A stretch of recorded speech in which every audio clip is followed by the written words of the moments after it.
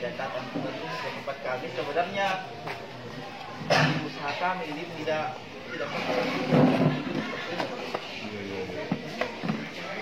jadi niat awal saya di sini bukan untuk tidak pertemuan ini sebenarnya. Jadi niat awal di sini seperti saya tadi apa dampaknya ke petani. Jadi saya sebenarnya berangkat dari usaha ini saya berangkat dari niat dan dulu. Misalnya bagaimana kesejahteraan masyarakat. Soalnya dari situ kemudian juga bagaimana petani. Jadi jujur sebenarnya saya Pak ini kisah saya asli orang di sini. Jadi saya asli orang di sini, lahir di sini, orang tua di sini. Dan saya dulu di bidang kelapa juga. Bahkan saya dulu pernah memanjat pohon kelapa. Iya, jadi saya juga pernah bikin gula merah. Dari gula merah dari kelapa. Dari jam 5 subuh itu saya pergi ke hutan sana, pergi untuk bikin gula merah dan kelapa. Nah, jadi berangkat dari situ, niat saya lagi di sini ini kan corona. Jadi waktu ini kan kemarin, jadi saya langsung saja bahwa saya buka usaha ini sekitar 2021. Iya, jadi 2021 sebenarnya di Januari sudah jalan, tapi tidak dalam bentuk besar begini. Jadi dia cuma kecil-kecilan yang modalnya sekitar 3 juta. Awal. Itu berangkat dari uang 3 juta, itu pun hasilnya tidak sebesar begini, bilang banyak programnya. Tapi saya memang berniat berangkat dari lambang pramuka sebenarnya. Iya, jadi ada juga filosofinya. Jadi saya tahu kalau ini lambang pramuka serbaguna, tapi itu ada kelapa. Jadi ada pengalaman dari pramuka, ada juga pengalaman dari kelapa juga. Nah, makanya saya pikir kenapa saya tidak berusaha untuk buat kelapa itu. Nah, kebetulan ini juga saya juga pernah bekerja di Kalimantan, bekerja di bagian kebun kelapa sawit juga. 3 tahun saya di sana. Nah, habis dari sana, pas momennya di corona itu, saya sampaikan orang mengeluh, artinya mengeluh karena penghasilan, banyak pengangguran. Nah, itu bisa kemarin. Jadi banyak pengangguran. Terus ada juga keluhan dari petani kelapa. Nilai dan harga jual dari kelapa itu sangat murah. Sampai di petani di awalnya ini mereka tidak mau pupuk kelapanya. Artinya dibiarkan saja begitu berupaya membuat, tidak. Alasannya karena kelangkaan pupuknya itu. Tidak mau dipupukkan, alasannya lebih mahal harga pupuk daripada harga kelapa. Ya, jadi inilah maksud saya kemarin. Jadi saya berpikir kenapa di Kajang ini tidak terjual bahkan sampai seperti itu kelapanya. Nah, dari situ saya membuat pemikiran bagaimana kalau saya membuat usaha di Kajang. Selain daripada untuk kesejahteraan masyarakat, untuk dalam pekerjaan, kedua juga bagaimana saya masuk ke dunia kelapa. Karena saya pikir kelapa bisa menjadi pekerjaan saya khususnya di sini. Nah, jadi di situ berpikir akan menjadi seperti apa kelapa ini. Nah, berangkat lagi dari pengalaman. Kalau di Kalimantan, waktu di Kalimantan itu kan kelapa juga, cuma kelapa sawit. Nah, itu dibuat untuk apa? Untuk minyak. Saja begitu, untuk minyak. Jadi saya kembali waktu awal-awal orang-orang dulu di sini, dia itu fokusnya di minyak juga, cuma minyak kelapa biasa. Nah, jadi bagaimana kalau kami kembangkan lagi kembali, usulkan kembali minyak dari kelapa itu. Nah, berangkat dari situ, ini kan pikiran saya, kalau misalnya kelapa itu saja yang dikelola, apalagi yang mau dikelola dari kelapa itu, masih cuma minyaknya. Jadi saya pikirnya kemarin, kalau itu kan dari dagingnya. Nah, dari berangkat dari situ saya olah lagi kembali, sabuknya ini saya lihat menjadi limbah. Nah, ini limbah kemarin ini limbah. Nah, bagaimana kira-kira ini limbah ini dijadikan sebagai nilai ekonomi. Nah, makanya kemarin apalagi itu bisa. Kemudian juga bisa juga diolah. Kayak ini ada pokok bunga. Ini kan tanahnya di dalam ini, saya ganti menjadi dari pokok itu saya jadi termasuk di sini sebagai minyak di tanah. Ya, jadi untuk minyak tanam. Nah, di situ juga sebenarnya ada juga untuk permintaan di Jerman ini, dia dilandaskan pakai apa untuk landasan kuda. Jadi tapak kuda. Iya, jadi dia tapak kuda sama kucing. Nah, kucing juga ada begitu, jadi kucing sekarang mungkin dirawat kucingnya, sampai juga tapaknya itu pakai kokopit juga. Makanya masalahnya besar. di tengah-tengah ini selain dari kokopitnya ini saya pelajari lagi, adakah sampahnya selain daripada serbuk sama serabuknya? Ternyata masih ada sampahnya. Sampahnya ini misalnya ada yang pendek-pendek, jadi koko paper ini kan 7 sampai 35 cm itu masih di sekitar ekspor ini. Terus yang koko itu serbuknya, tapi yang tengah-tengah ada tidak sampai juga 7 cm. Ini akan dijadikan apa ini? Ini kan bisa saja dibakar. Nah, saya cari lagi nilai ekonominya bagaimana. Nah, alhamdulillah pikiran saya kemarin saya jadikan pembunga. Jadi saya jadikan sebagai pembunga sama kursi. Nah, kursi ini bukan dari koko papernya, tapi dari segi itu yang pendek-pendek itu. Nah, jadi habis dari sini saya cari lagi airnya. Akan diapakan airnya ini? Ternyata airnya ini banyak juga manfaatnya sebenarnya. Cuma kami di sini pernah coba semua, bisa dijadikan sebagai nata de coco bisa juga dijadikan sebagai kecap. Nah, tapi saya fokusnya ini sekarang di kecap. Kenapa di kecap? Apa imbasnya lagi dari pengelolaan air ini? Apa imbasnya ke petani? Lagi-lagi saya kembali ke petani. Dan ternyata di petani ini sangat dibutuhkan juga. Kenapa? Karena pertama, dari segi campuran-campuran airnya untuk membuat kecap itu ada juga maksudnya dengan petani. Ya, serai. Nah, seperti itu. Jadi kedepannya lagi ada beberapa tujuan saya di sini. Pertama, spring bed. Jadi nanti juga ada agenda saya itu spring bed dari Sumber Kelapa. Nah, kedua juga saya mau bagaimana Bulukumba ini ada ciri khasnya, khususnya di Sumber Utara. Ciri khasnya di situ ini kan Bulukumba terkenal dengan pariwisata. Wisatanya misalnya Jepara, Gila, dan sebagainya. Di sana butuh apa namanya supaya tidak kepanasan. Topi-topi. Nah, rencananya saya mau bikin topi-topi yang terbuat dari Sumber Kelapa. Jadi ada khasnya Bulukumba, kerajinan-kerajinan itu terbuat dari kelapa kemudian. Kemudian juga dari sandal juga. Nah, dari batuknya juga kami akan buat tas dari batuk kelapa. Nah, jadi itu beberapa item-itemnya yang saya jalankan selama ini. Jadi targetnya ke depan akan lebih banyak lagi termasuk PCO. Nah, kemarin sudah kami coba PCO-nya dan itu sudah jadi, ini bukan PCO. Jadi terkadang orang-orang tidak dibedakan mana PCO mana minyak goreng. Kalau PCO itu yang bening seperti air, itu PCO. Itu tanpa melalui proses pemanasan. Kalau ini minyak goreng ya dimasak. Iya. Nah, jadi seperti itu, Pak.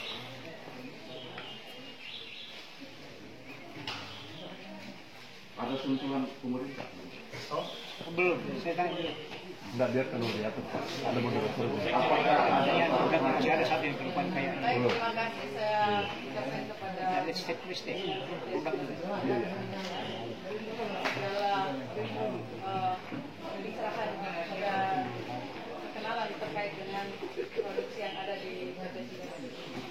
Ini dari apa yang disampaikan oleh Bapak tadi, ada hal-hal atau ada sesuatu yang ini lebih dipertajam lagi, ini lebih jelas lagi dari penjelasan yang disampaikan.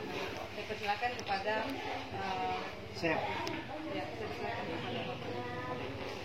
Terima kasih banyak. Bismillahirrahmanirrahim. Assalamualaikum warahmatullahi wabarakatuh. Ya, itu saja ini. Ini betul-betul kita ini merinding mendengar deh. Betul-betul kita visioner. Ya. Tapi yang terbayang saya tadi itu ada, menurut bayangkan saya kebetulan orang perkebunan, Pak ada di situ,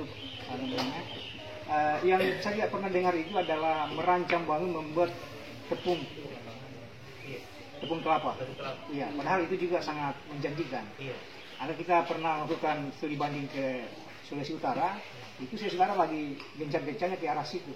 Karena menurutnya itu lebih mudah memperoleh, tapi nilai jualnya itu sangat tinggi. Nah, kira-kira bagaimana itu? Kalau kami juga sudah coba, kami olah di sini. Itu kan untuk peralatan apa seterusnya. Dan itu kami belum fokus ke sana karena kami juga fokusnya ke sana.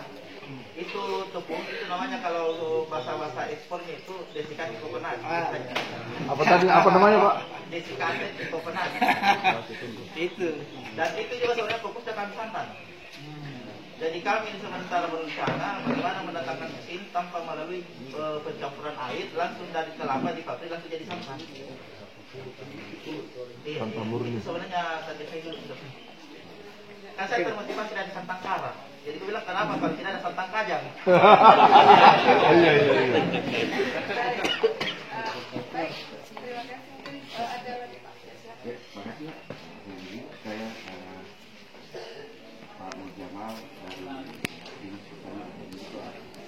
ton. Soal dengan pernah dari ini sebenarnya mengatakan macam alat pengolahan kelapa itu bantuan APBN tapi tidak terjadi. Itu menggunakan yang saya tanyakan di sini bagaimana memenuhi dan kuota kelapa kan banyak membutuhkan ini. Kemudian yang kedua, bagaimana menarik minat pekerja sehingga pekerjaan itu berjalan dengan baik. Terima kasih. Iya, jadi kalau untuk menarik minat pekerja sebenarnya Pak, kita kan di sini tidak butuh skill. Jadi di sini sebenarnya untuk pengolahan kelapa ini tidak butuh skill. Cuma orang yang penting ada kemampuan bekerja. Rata-rata di lokasi kami di sini kebetulan mereka butuh pekerjaan. Artinya banyak orang-orang yang butuh pekerjaan. Nah ini asal masuk saja. Dan nanti di dalam di sini baru kami ajarkan. Oh seperti ini caranya, seperti ini caranya. Kayak di sana kan di sini banyak pekerja, banyak macam tadi. Misalnya pengolahan kopra. Pengolahan kopra itu terbagi dari beberapa kegiatan di situ. Ada tukang panggang, ada tukang pencupil, ada juga tukang penjemur. Nah ini kan tergantung posisi mana yang kami butuhkan. Misalnya kan kami di sini ada ibu-ibu, jadi ya semacam ibu-ibu lah. Jadi khusus yang mencupil semua itu ibu-ibu semua. Pembagian. Iya, jadi ibu semua. Kalau mencupil di sini ada sekitar 30-an orang lebih. Itu ibu-ibu semua di situ. Jadi memang khusus ibu. Jadi ada 3 kelompok. Nah kemudian juga pemanggang. Nah pemanggang ini ada beberapa orang juga. Nah seperti jadi di sini kalau misalnya untuk masalah perekrutan tenaga kerja tidak sulit karena di pekerjaan ini tidak membutuhkan skill. Yang dibutuhkan cuma kemampuan kerja. Dan jadi. Ya. Iya. Pak, kalau boleh tahu Pak berapa jumlah masyarakat yang kerja? Iya, kalau di sini sekitar 100. Kemudian dari kelapa, nah ini juga salah satu motivasi saya kemarin. Karena sebenarnya kemarin saya mau di sini yang kami khawatirkan adalah bahan baku. Yang kami khawatirkan jangan sampai bahan baku ini kami tidak mampu memenuhi itu. Artinya kami tidak mati di produksi gara-gara tidak. Makanya saya bentuk di Kajang. Kenapa dibentuk daerah kelahiran juga? Jadi saya buat di sini karena alasan saya kemarin penyangganya adalah Selayar, Sinjai, sama Bone. Itu kemarin saya tembak itu. Itu jadi saya tergeser ke sana. Cuma pas saya olah di sini satu kecamatan Kajang saya tidak mampu mengolahnya. Oh, iya, lebih bahan bakunya banyak sekali. Makanya kalau dari bahan baku satu kecamatan saja, dan itu pun satu kecamatan banyak juga orang yang mau olah kopra. Dan itu pun kami, ya pokoknya kami kewalahan Pak. Kalau dari bahan baku, apalagi di kecamatan Kajang. Oh, bulan berapa kali? Kalau sebulan kemarin pengambilan saya kemarin itu lebih 200 ribu. 200 biji kan? 200 ribu. 200 ribu.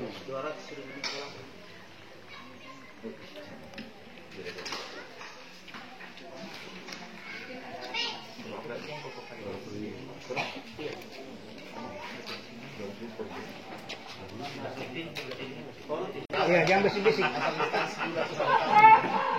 Perkenalan. Ya setia Pak dari Kementerian Perindustrian. Oh. Iya. Benar. Kami nomor HP-nya Pak. Banyak Pak sebenarnya yang bisa kami potret dari sini sebenarnya. Ada banyak hal yang menarik sebenarnya dan apa yang Bapak lakukan sebenarnya pernah kami dorong untuk dilakukan di Selayar dan Majene Pak. Tapi nggak bergerak Pak. Insya Allah bergerak Majene nanti Pak. Betul. Nah, makanya ketika mulai tinggi saya jadi Majene. Nggak ada yang Majene dengan saya. Nggak ada. Aman. Sulban nggak apa-apa. Nah kalau yang tertarik ini Koko Fiber ini ya Pak, karena Koko Fiber ini nggak hanya diekspor tapi vendor-vendor kita di Indonesia ini cukup besar pasarnya Pak. Maka saya punya koneksi ketika di Astra yang buat job motor juga, ini juga sebenarnya mencari ikan sebenarnya. Nah makanya ketika Pak tadi sampaikan Koko Fiber ini diekspor, ini rutin kah? Atau untuk tidak hanya sesaat saja gitu Pak? Dan dari mana ekspornya Pak? Dari Sulawesi Selatan atau kirim ke Surabaya Pak? Penting Pak. Buat Pak Mas Widin nanti Pak. Iya, jadi untuk Koko Fibernya ini Pak, memang saya buatnya dalam bentuk skala ekspor. Jadi jadi targetnya ekspor kemarin, karena kan mulai dari ekspeknya itu harus yang panjangnya terukur.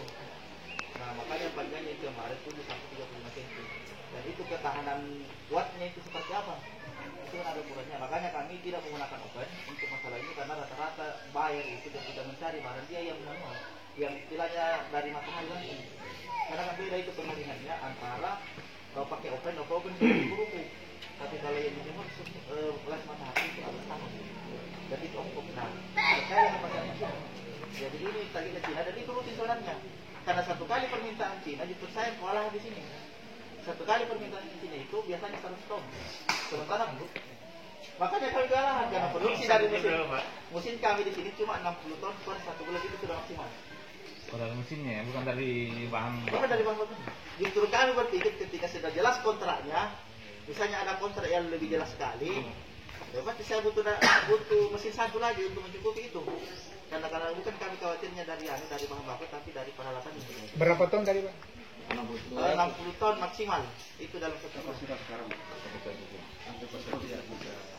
Dari dalam negeri. Pak ada bantuan mesin apa Mesin Pak Di. Insyaallah. Mesin dapat Pak. Besok sama dinas perindaknya saya ngomong Pak. Silakan Pak, kalau masih ada yang ingin. Itu kita langsung keliling Kayaknya mohon izin Bu Sekam, mungkin Pak Kadis Kominfo Kota Makassar dulu bertanya. Oh iya, silakan. Ya silakan. Informasi ini bahwa di mana di Kajang ada. Iya. Di Makassar tahu. Kita dengan ekspor, tadi telah disampaikan oleh Pak Setia, apakah ini ekspornya melalui perantara langsung dari Bulukumba langsung mengekspor ke Cina atau ke Surabaya. ekspornya mengirim dulu ke lokasi lain baru ke. Tapi kalau kami sendiri kebetulan itu pelabuhan Pelindo itu sudah bagus. Nah itu saya lihat dia langsung ke Cina. Jadi langsung Pelindo itu tidak perlu lagi ke Surabaya, ke Tanjung Priok, langsung ke Cina. Jadi Bapak langsung kan yang berhubungan nggak ada perantara lagi kan? Jadi pokoknya kami pikirannya yang penting barangnya terjual. Apakah kami langsung atau ada orang yang beli yang ambil di sini? Istilahnya ada trader. Oh, ke trader, ada broker. Ya. Ada perantara. Tapi saya lihat itu setelah saya Ada trader, ongkosnya lebih hemat kalau di sini daripada langsung sana ke dalam Rp800 apa per kilo. 800 itu Kalau untuk kogofitnya bagaimana Pak? Kogofit. Enggak benar untuk kogofit itu pasarannya kita bagaimana? Ya itu kalau pasarannya sekarang masih lokal, belum bisa tembus ke pasaran. Itu kebetulan ada minta sampel, tapi dari Jakarta. Orang Jakarta minta sampel ke saya. Nah ini sebentar saya mau kirimkan itu sampelnya ke sana. Dan itu katanya sebenarnya dia mau dikirim ke Jerman untuk kapal sudah sama kucing itu tadi. Tapi kalau untuk masuk di hidroponik tidak. Ada di Bulukumba itu yang di dekatnya bundaran yang ada dekat kantor bupati, sama ada yang masuk untuk di Gunung Wale, ada di situ rumah-rumah untuk hidroponik. Nah, kami sudah supply di situ. Itu yang hubungan pendek-pendek yang Itu yang kita itu pakai itu. Kalau saya lebih banyak ke Saya dapat Jerman tadi. Langsung lihat. jadi kompleks semua nanti kita balik kembali lagi ke sini. Oke. Tadi pakai barang pendek-pendek. Pak Wahri. tadi saya ada pertanyaan kalau sektor tentang asalnya gimana?